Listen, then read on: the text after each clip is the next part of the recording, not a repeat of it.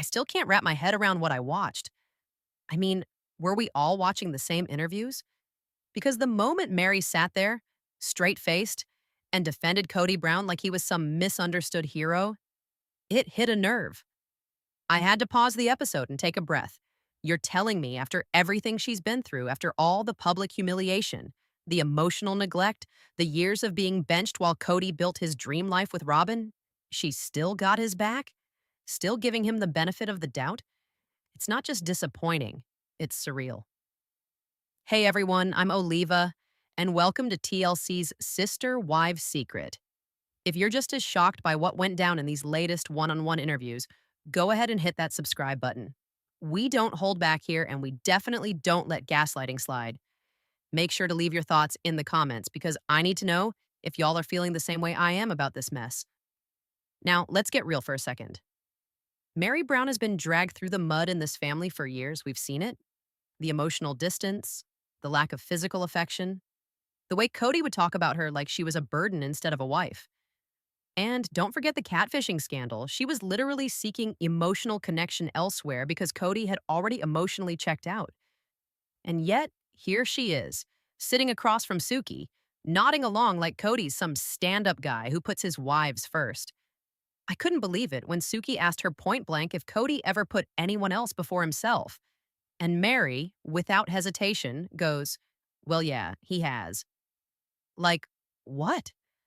Girl, when? Where? How? Because that's not the man we've all been watching for 19 seasons. That's not the guy who stood in Christine's garage saying he didn't want to be intimate with her ever again.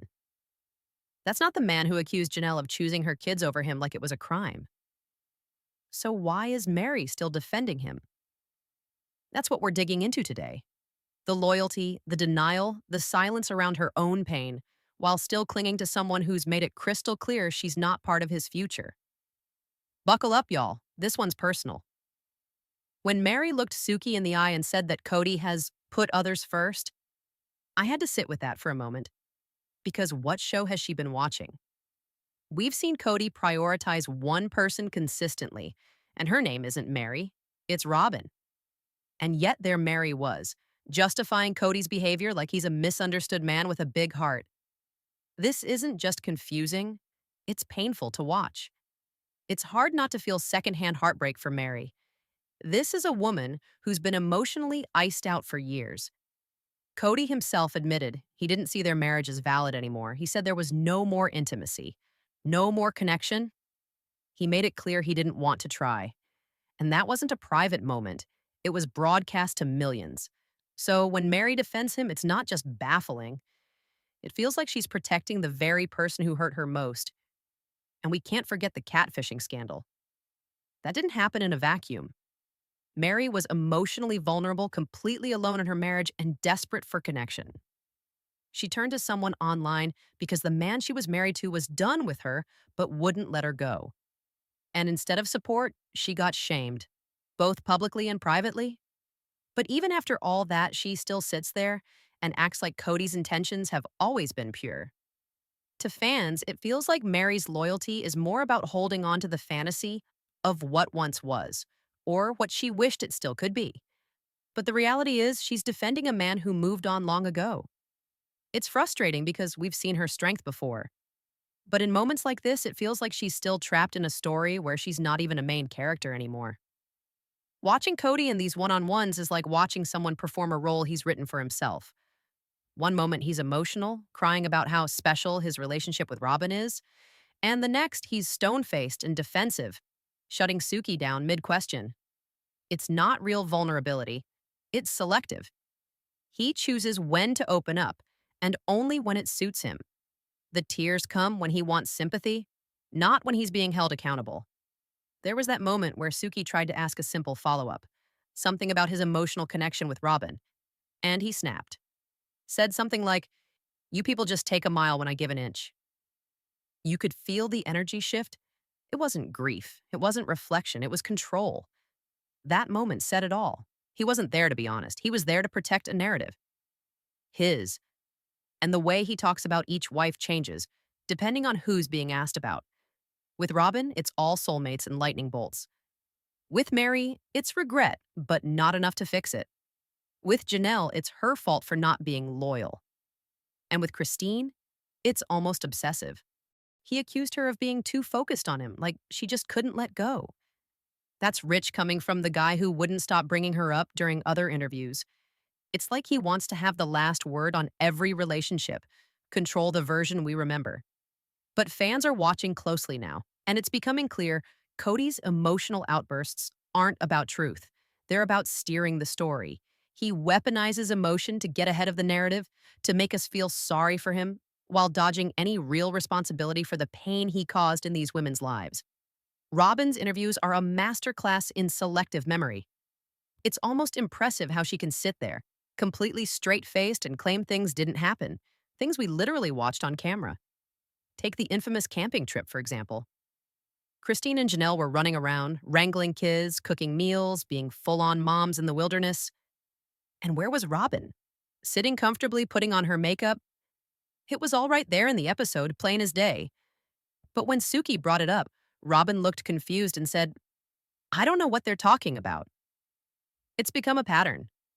Every time she's confronted with something uncomfortable, her go-to move is, "I don't remember." She did it again when talking about the four-wheeler proposal, acting like it wasn't what we all saw it clearly was.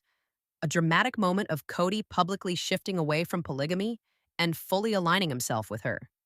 And somehow she's always the innocent bystander, never part of the problem.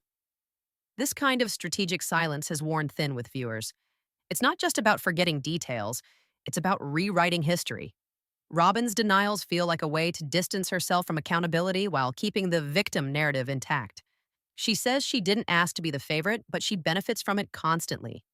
Whether it's Kody spending all his time at her house or defending her at every turn, the favoritism is obvious. And the more she tries to act unaware, the more fans feel like she's not just complicit, she's playing the game better than anyone. Christine and Janelle have become the emotional backbone of these interviews, not because they're loud, but because they're honest. While Kody and Robyn twist timelines and dodge accountability, Christine and Janelle show up with nothing to hide. Christine especially has stopped sugarcoating things.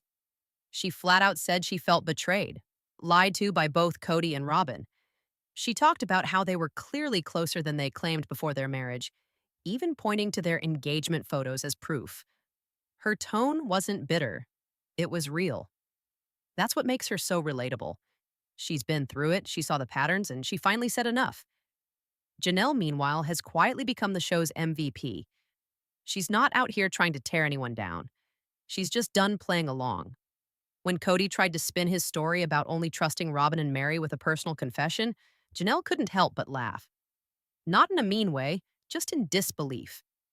Her reactions were pure, grounded, and kind of hilarious. She's done covering for anyone. And then came the line that had fans cheering, when Janelle said, "I live in the South now," and mentioned looking for a man who's not a prima donna. That wasn't just a joke. That was a declaration. She's moving on with clarity, setting her standards, and finally putting herself first. Together, Christine and Janelle stand in stark contrast to the emotional fog coming from Kody and Robyn. They speak plainly. They don't rewrite the past, and that honesty is why viewers are standing right behind them. If there's one thing this entire season has made crystal clear, it's that the real battle isn't just about broken marriages, it's about rewriting history and emotional manipulation. Kody and Robyn have spent so much time crafting this carefully controlled version of events, trying to convince everyone, including themselves, that they were just innocent bystanders in the fallout. But the truth keeps slipping through because when someone's lying or gaslighting on camera, it's hard to miss. We're not watching this show with our eyes closed. And let's be honest, watching Robyn act like she doesn't remember things we all saw with our own two eyes, that's not confusion, that's strategy.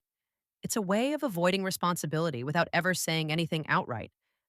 A lot of viewers have had relationships like that, where one person controls the story, makes you doubt what you experienced, and smiles while doing it. That's why so many fans feel personally connected to Christine and Janelle's stories. It's not just about polygamy. It's about freedom from emotional spin and the strength to say, "I know what happened, and I'm done pretending otherwise." Christine had the courage to walk away first. She stopped waiting for Kody to see her and started seeing herself again. Janelle followed with grace, humor, and a quiet power that fans couldn't get enough of. These women didn't get louder, they got clearer. And that clarity is what breaks the cycle. That's what makes them not just cast members, but heroes in the eyes of viewers who've lived through similar heartaches. Meanwhile, Mary's still trying to make the old narrative fit, still aligning herself with the man who emotionally abandoned her. And Kody, he's still hoping a few tears and vague guilt will cover the years of favoritism and neglect. But people are awake now. Viewers aren't just entertained, they're engaged. They've seen the clips, remembered the moments, and they're not falling for the script being handed to them. So if you've made it this far, thank you. Thank you for watching, for thinking, and for not being afraid to question what's shown. Because this show might be about one family, but it reflects so many real dynamics we all recognize. Drop your thoughts in the comments. I'm dying to know how you felt watching these interviews. Who do you believe? Who's still performing? And who earned your respect this season? I'm OLIVA, and this is TLC's Sister Wives Secret. Make sure you subscribe, hit that notification bell, and stay tuned. We're just getting started, and I'll be right here with you every step of the way.